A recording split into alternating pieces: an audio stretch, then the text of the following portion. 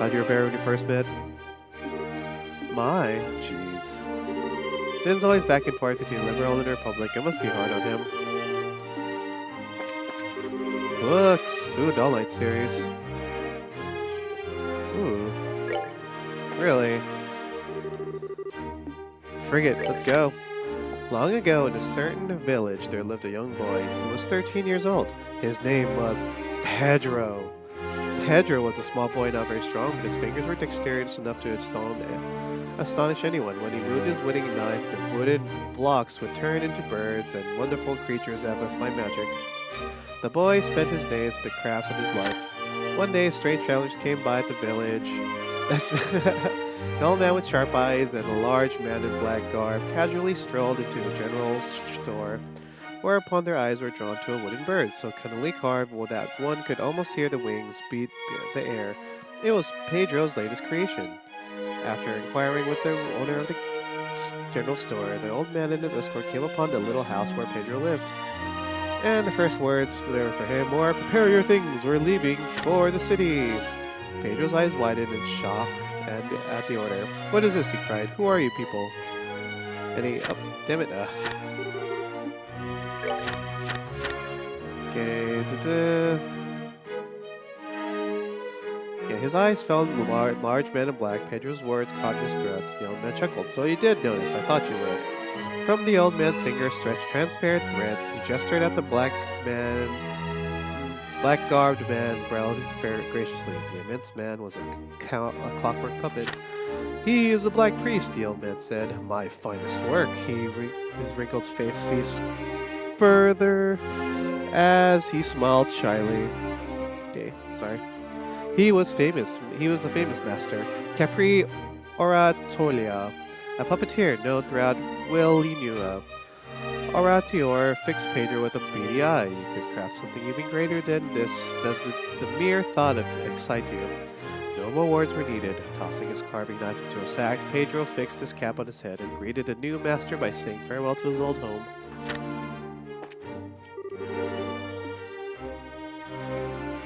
Good lord, this is a lot of reading. I kind of want to read it though.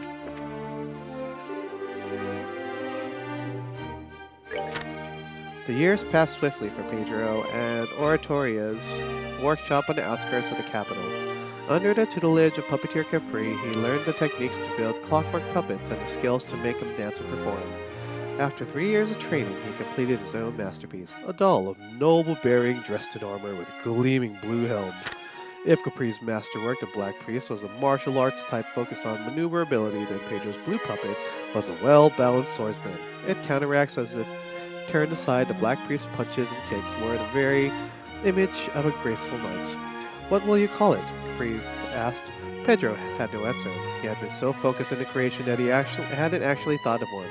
Ultimately, it would come to be called the Blue Knight before he could name it. It was some time ago after Pedro constructed the Blue Knight that the king who ruled from the city would pass on from the world. The king had long been ill, so that was a little shock, and the mourning period passed smoothly. And so, in accordance with the law, the king's only daughter, Princess Tia, would ascend the throne as queen. Has to be here. Well, I found the Blue Knight, so... Well, I guess I'll keep on going. Pedro visited the city accompanied by the Blue Knight. With the crowning ceremony approaching, the city went abuzz with excitement. As he strolled the city center, people passing by casted strange looks his way. What a noble knight he must be! I'm sure he must be quite the famous hero. Do you suppose he's attending the crowning ceremony? Trailing quietly behind the Blue Knight, Pedro could hardly keep himself from doing a little dance. It felt like a step towards Capri, who could control the Black Priest, as if it was a human himself. Of course, at the same time, he found it annoying that the others thought of him the servant of his own creation. Wow.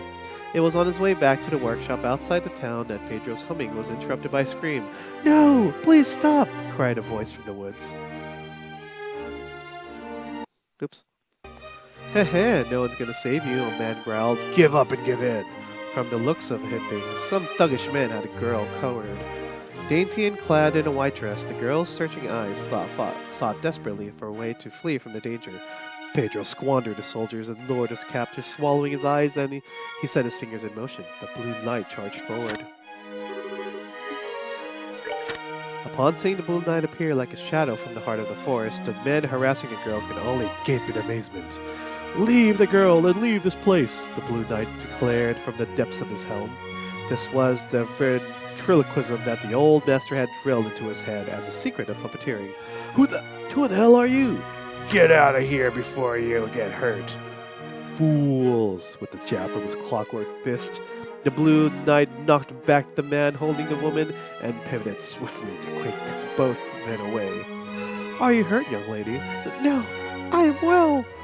"Good. 'Twas be best if you stood back." At last the Blue Knight drew his sword. Swatched in black, a third man who seemed like a leader approached. "Not bad for a wanderer." Pedro eyed the new arrival. The black-garbed man standing suggested he knew something of a proper swordsman. "Enough playing, though. Hand over the girl and I'll see you rewarded." To ignore one's duties is to be without courage. "I fear I cannot do that," said the Blue Knight. "Well then die!" screamed the black-garbed man, and attacked. The man in black attacked. From the upper right, he feigned as if to strike the shoulder, but twisted his wrist and changed to a slash across the body. Pedro, having read the feint, pulled at his strings. The Blue Knight stepped back a half step, dodging the horizontal slash, and smacked the outside blade, knocking it from his foe's hands. "Impossible!" The black-garbed man rubbed his numb hand and paled as the Blue Knight swiftly shifted slightly. As if it was a sign, the thugs returned and scattered like baby spiders. The girl gave a sigh of relief and courtesied. "Thank you very much." She was still a bit shaky, but her manner was that of a noble woman. "It is the duty of every knight to protect. Pay it no mind." "Ah, are you from foreign lands, perhaps?" Suddenly, Pedro was struck with a moment of whimsy. "I am the tour knight Pedro. The boy there is my servant," he made the puppet reply. "Huh?" The girl finally seemed to notice him. She faced him with an expression of bewilderment. However, Pedro was no less surprised indeed. His shock was many, many times greater than hers. Cool, turquoise blue eyes. That familiar, achingly loving form. Wait, hold on. It was the same girl that he had seen at the ceremonies and from the balcony of the palace. "Your Highness?" he blurted. The girl, wrapped in pure white, was the very girl who had just lost her father and was to be crowned in the capital. It was Princess Tia! Ah, snap. The melancholy of the princess. "Would you be willing to guard me for those 2 weeks until the crowning ceremony?" In the royal throne room, Princess Tia asked this question with a serious expression. Of course, she asked it not of Pedro, but of the Blue Knight. "Have you not a royal guard? Surely you would be far better off with them than as protectors." Unable to say that a Blue Knight was a puppet, Pedro followed as far as the throne room. He shivered, sensing even more trouble about to come. The royal guard that protected the capital they obeyed the words of my uncle, Duke Gaston.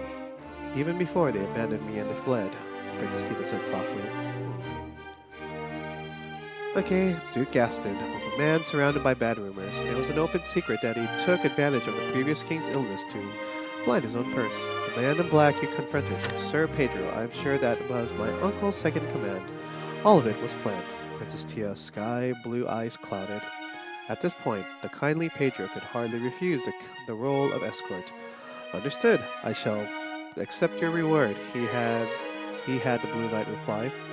Princess Tia's smile was like the sun breaking through the clouds. Thank you, Sir Knight. Thank you so much. She turned towards Pedro as well. And you too, good servant. May I ask for your name? Pedro hid his eyes once more in the shadowy form of his cap. I'm no one worthy of naming myself. Oh man, this guy. Protecting the princess proved harder than predicted. After all, almost every day there were new ne'er-do-wells sent after her. Eventually, partly due to their closeness in age, Princess Tia and Pedro, still playing the servants, came to speak very openly to each other. While glad for the princess's trust, he didn't know what he would do if the truth of the Blue Knight came out. Pedro was beside himself with worry. On the other side of the city, a letter was delivered to a certain puppet workshop. "What is the boy doing?" Guessing the circumstances from the very vague statements in Pedro's letter, Capri sighed and gave him a bitter smile. "However, perhaps this is a good chance," he mused. Pedro was even bright and straight as an arrow, yet his thoughts were always of puppets. Partially due to living outside the city, he had no friends he could call close, and yet it hardly seemed as if he felt lonely for it. While the role of escort to the princess was perhaps beyond his station, if it proved a chance to awaken more human feelings in an apprentice, Capri could only wish him the best with the parent's heart. Where is that? Okay. Okay. Number 8. What makes the darkness shake? The girl had the devil's own luck. In a dim room lit by a flickering candle flames, Duke Gastian cursed hatefully. He felt not a moment of sympathy or care for his niece. "At this rate, she shall see the crowning ceremony," he snarled. "This night, Pedro, can't we handle him? He the first knight so skilled that we've encountered. We fear that even if the royal guard attacked at once, it might be difficult." Recalling the shame of having his sword knocked from his hands, Duke Gaston's second-in-command bit his lip. "Still, we have nothing to fear," he said. While a bit of an odd character, he had hired a skilled assassin to handle this, my lord. "Odd? What sort of person is he?" "Ah, did you call?" The flames danced bewitchingly, then went out as one, as if something tremendously heavy had collapsed down onto it. The carpeted floor shook it with a thud. "Who is this?" Duke Gaston took a step back. The shadow illuminated by the moon was tremendous and inhuman. "My lord, fear not. This is our assassin, Harlequin. He will remove all that is in your way with his puppet." The assassin sketched a mocking bow. "Aha, I do love hunting. I don't take jobs unless the prey's lively." A sickening laugh shook the darkness, bringing a nasty smile to the Duke's face as well. "Worry not. I'm sure your hunt will be most enjoyable." And so did the night, bathed in red by a crimson mood, fade to dawn, melting like ice. To be continued! Okay, next page. Afternoon in the lesser darn it, okay. Afternoon in the palace began with a tea party in the gardens. The princess, as always, filled 3 cups with black tea from a pot. "Damn. Please enjoy your tea." "My thanks," the Blue Knight atoned. "Thank you very much," Pedro said. Pedro moved the Blue Knight with his left hand as he slipped the tea made by the princess. It was the happiest moment in the otherwise busy days. "Good servant, you really seem to enjoy your tea. It makes it very worth the effort of the one who made it." "Haha, you are too kind." Smiling bitterly, Pedro pulled his strings. The Blue Knight in one go emptied the tea in a cup into the leather sack in his neck. At this, the princess could only sigh. "Whereas Sir Pedro here seemed to hardly find it delicious at all, it makes it difficult to be motivated." "Pardon me, I fear I'm impolite, man." In his heart, Pedro felt a nervous edge, but the Blue Knight answered in an ever-calm face. "There has been countless moments where it seemed as if everything would be revealed, but Princess Tia showed no signs of doubting the truth of the Blue Knights." The princess smiled faintly, but her expression quickly turned somber. "I suppose it doesn't matter. These fun afternoons will end tomorrow. After the crowning ceremony the following day, you shall both leave the city after all." A faint pain, as the princess' lonely words, Pedro's heart beat fast as a drum. "I fear I am a man of the path of the warrior, so my apologies," the Blue Knight said. "No, I should apologize. I shall hardly make much of a queen like this." The princess shook herself and replied brightly. Forgetting to control the puppet, Pedro ducked his head to hide the longing in his face. He would have loved to stay as her guard. Though she might have been the noble birth, Princess Tia was a lonely girl who had lost her father. However, she had been speaking not of the servant like Pedro, but of the Blue Knights. To the princess, Pedro was simply part of the package. Thinking that made his chest hurt somehow, it was a pain such that he never felt when he was handling his puppets. Ultimately, Pedro had chosen, even if it meant saddening the princess, to flee from the imperial mark of his chest. "Ah, would you like a second cup?" As if to clear the heavy atmosphere, the princess offered the pot with a smile. "Oh, that does sound good. Mind giving me a cup?" With an unnerving laugh, a shadow leapt in. "What?" A sudden gust tore through the garden, sending the tea set flying off the table. Crimson wings beat the air, and as an immense puppet in the form of a devil fell into the earth. Sorry for interrupting your lovely tea party, tittered a voice. Would you mind playing me for a bit? On the devil's left arm was a human figure. It was the masked puppeteer Harlequin. I'll make sure it's plenty of fun, he giggled. Aw, snap. It's time. It's time. Lady Tia, step back. Pedro shielded the princess behind him, sending the Blue Knight forward toward the Crimson's devil's right arm. It was a blind spot for the masked puppeteer. With a rapid turn, the light let loose a heavy strike. The tip of the sword was swallowed up in the base of the creature's wing. The demon's right arm flashed up, blade and claws scrapped, sending sparks into the air. Losing its balance, the blue light took an unsteady step back. The demon gave a shiver and barbed tail thick as long as a log screamed through the air, striking forward. Astonished by the technique, Pedro snapped the Blue Knight back, dodging the tail swipe. Oh, you are good. I didn't think you were in the same business. The masked puppeteer spoke not to the Blue Knight, but to Pedro. The Blue Knight, as if to interrupt these words, pointed its sword at the puppeteer. What nonsense are you speaking? If you shall not, then I shall strike first. Even now, Pedro tried to hide it. Princess Tia, with a confused expression, gazed upon the preceding offense. I see, so that's how it is. The masked puppeteer, as if suddenly realizing the situation, laughed softly. My, well, let's not let no one call me rude. If you'd rather not share, I'll stay quiet, but you know. The puppeteer's voice dipped low as if tingled with a roiling darkness. If you don't even have that much guts, then even thinking you can win against my calamity is naive. Naive. He knows. Okay. Next chapter. The Crimson Demon. The demon doll Calamity kicked the ground and launched into the air, closing to the gap in an instant. Pedro reacted just for a moment too slow, so intent was he not on the way wanting the princess to notice. It was the thinnest of openings, but it was one that would prove fatal.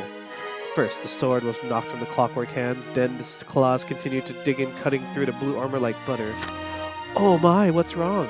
The tail whipped in, encircling the Blue Knight with a twitch of the puppeteer's fingers. The tail tightened, crushing both the knight's arms. Hee, caught you! The claws grabbed the Blue Knight by his feathered helm and lifted up from his feet. Stop! The first puppet he made that he put so much effort into it was being torn to pieces.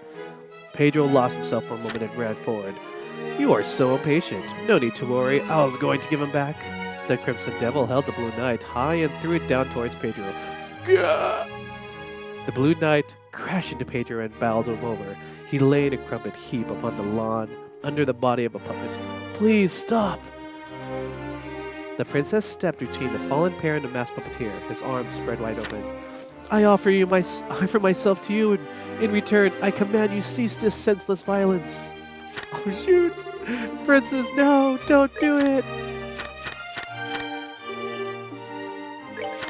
Saying goodbye, I offer myself to you. In return, I command you to cease this senseless violence. As Princess Tia bold word, like Tia's bold words, the puppeteer licked his lips loudly. You offer yourself in place of your guard?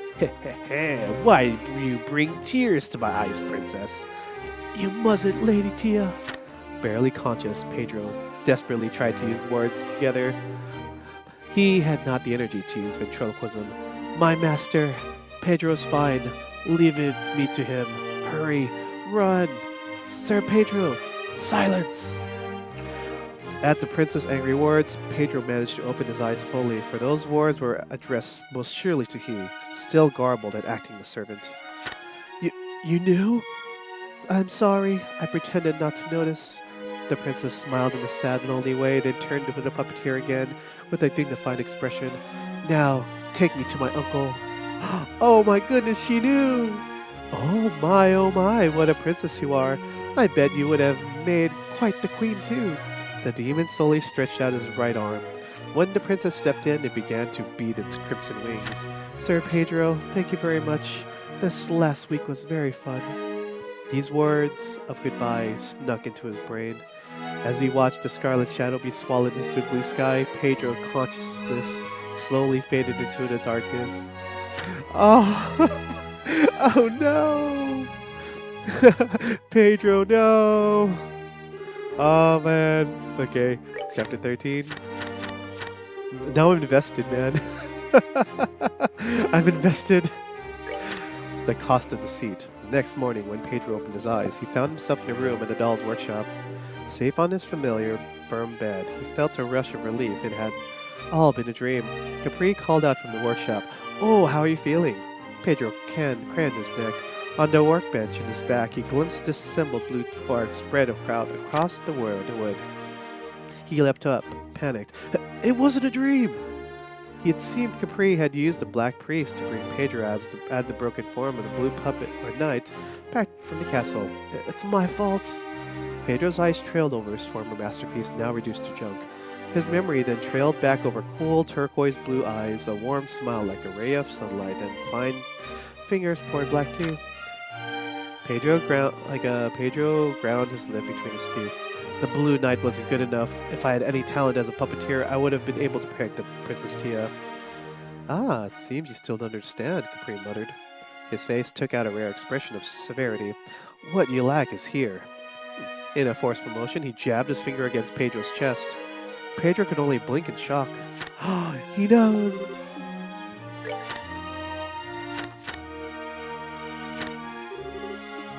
Okay, hold on. Just making sure.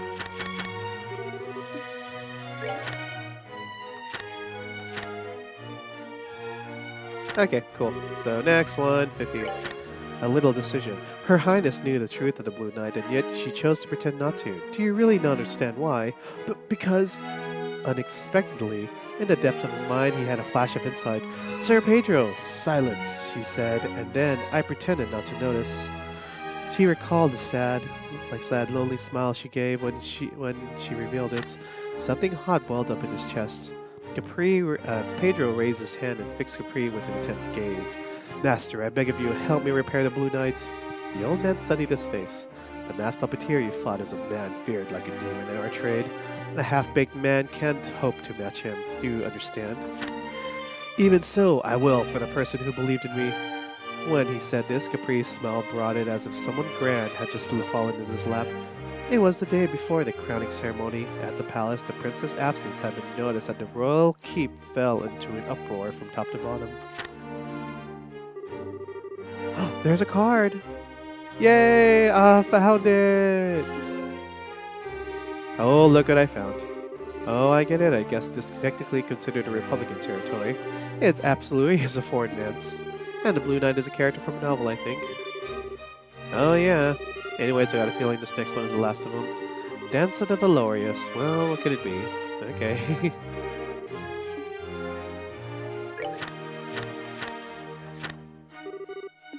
Alright, 16. The Duke's private manor. On the outskirts of the capital of the Duke's Gaston's manor, Princess Tia sat in a lush room. Oh, damn it. Okay. Damn it. Mouse things are hard. With a satisfied expression, the Duke Gaston... damn it, okay. On the outskirts of the capital of Duke Gaston's manor, Princess Tia sat in a lush room carpeted in deep crimson.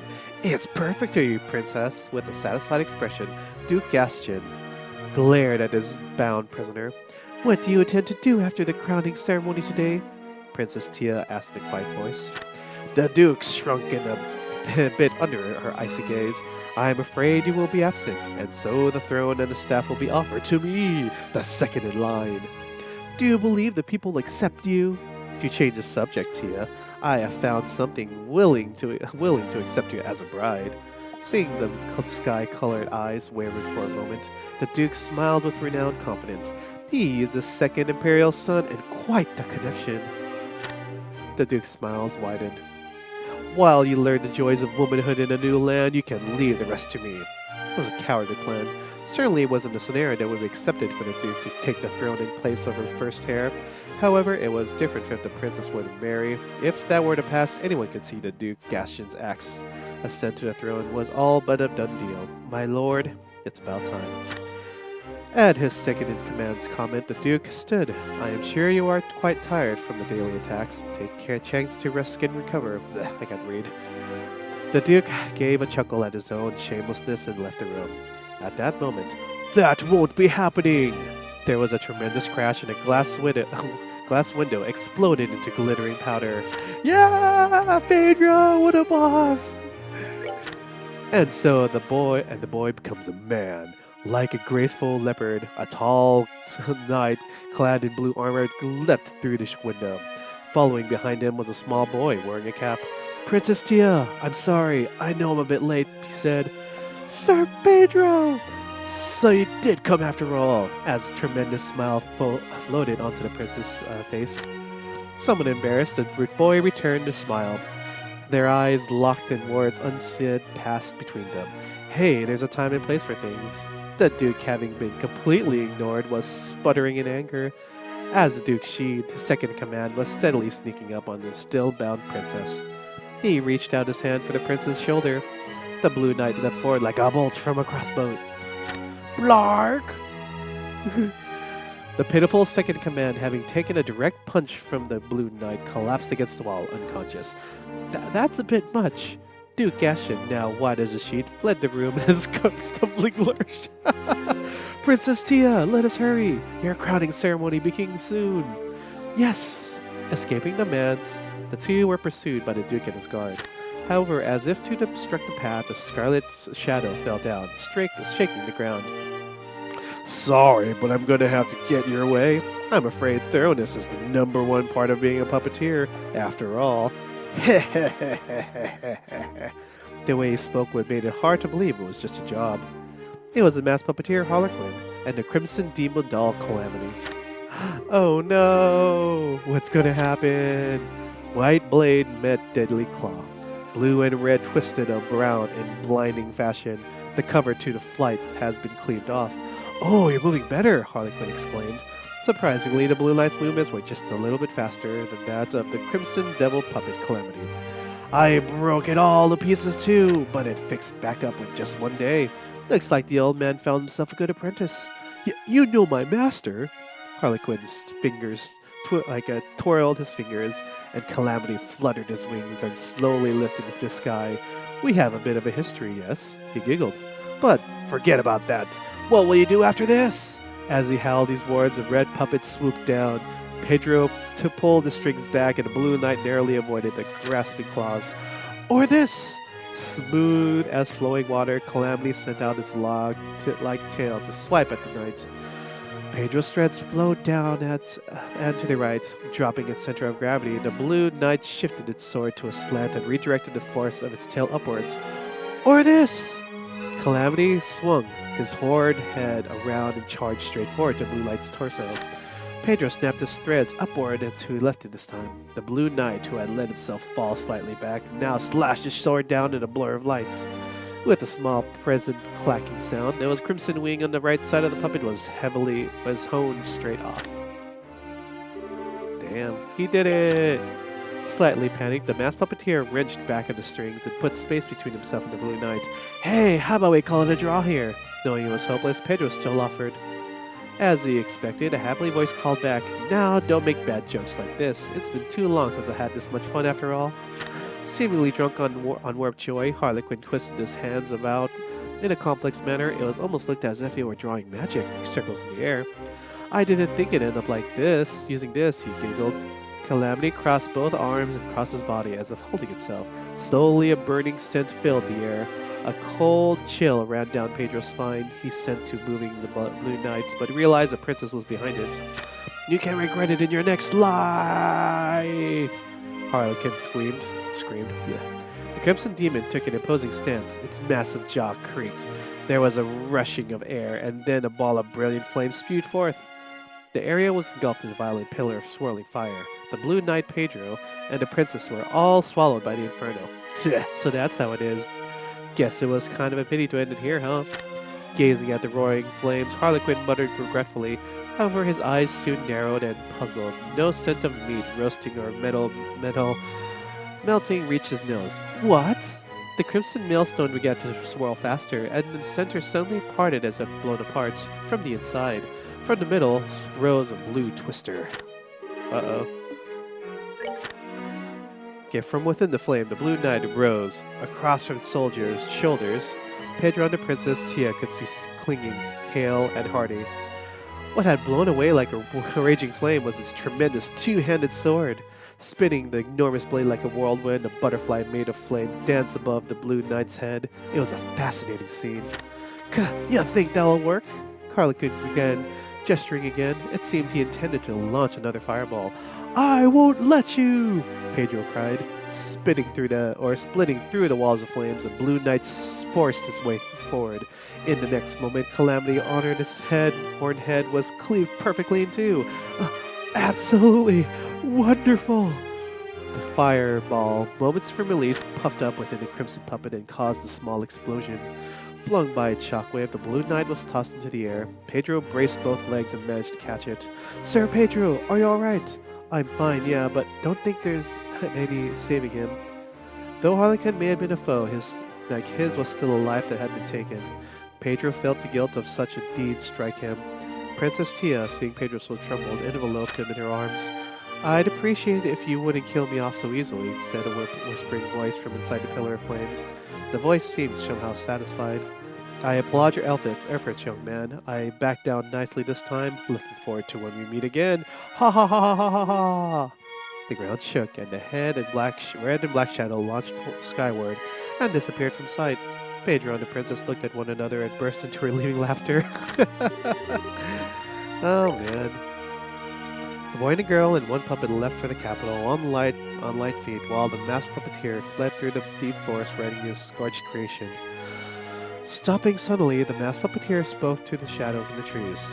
You're there, aren't you, old man? Noticed me, did you? Pedro's master, Capri, stepped out from the cover of the trees. As always, the black priest was with him, but it was a curious sight, for the puppet had no arms. As I thought, she fixed the blue puppet's arms with parts from the black priest. No wonder it moved so well. Well, the gap between you and Pedro was a bit too much after all. I took it upon myself to give him a helping hand. Harlequin shook like a shoulder sunk in response to the words of the old puppet master. Well, I don't mind since I had fun, but if and when 13 factories find out about this, I don't think Pedro will have too easy either. The 13 factories, huh? The moment he had heard those disturbing words, Capri's expression darkened. Ahaha, well, see you soon. Even behind the suppressed laugh, the masked puppeteer disappeared into the deep forest. It was an old road all puppeteers must pass. The old puppet master muttered in silent and quiet voice, almost as if he was telling it to himself. Final chapter, A Moment's Rest. Afternoon in the palace began with a tea party in the gardens. The princess, as always, filled 3 cups of the black tea from the pot. Please enjoy yourself. Thank you very much, Pedro said. Behind the boy sipping tea stood a knight armored in blue. However, he had not a word to say. What happened to the Duke in the end? On the night of the crowning ceremony, Duke Gaston had disappeared with his vassals. After all, his plan had been foiled and the princess successfully crowned before countless countrymen. The royal guard, whose allegiance had been questioned before the coronation, fell into their knees in contrition and swore their loyalty to the new queen. The Duke, before he could be held for the crime of abducting the princess, understandably chose to flee the country. My uncle has chosen to entrust himself to the Empire. Apparently, he sought protection from the Imperial's prince that he had arranged a husband for me. The queen smiled silently. However, it seems as if they consider him something of a pest. I feel a bit sorry for him. Pedro was amazed. They do not deserve your sympathy. In truth, Pedro did not think Gaston would back down easily, and one of the magicians of the foul masked puppeteer, Harlequin, Capri, Pedro's teachers, seemed to know the gesture, but simply dodged any questions about him with frustrating vagueness. Regardless, Pedro knew another battle would come, and soon. He would have to upgrade the Blue Knight if he hoped to emerge victorious. Oh, Pedro. A slightly irritated yet comforting voice snapped Pedro from his reverie. Do you wish for your tea to get cold? The clear blue eyes which met his own carried their own message. It'll be alright. Pedro, a little embarrassed, took the tea and drank deeply. It was enough to simply have this moment with her. The end! Oh my gosh! What an amazing story! Oh, that was an adorable story. I love it. Anyways, let's continue with the game, shall we? Wow.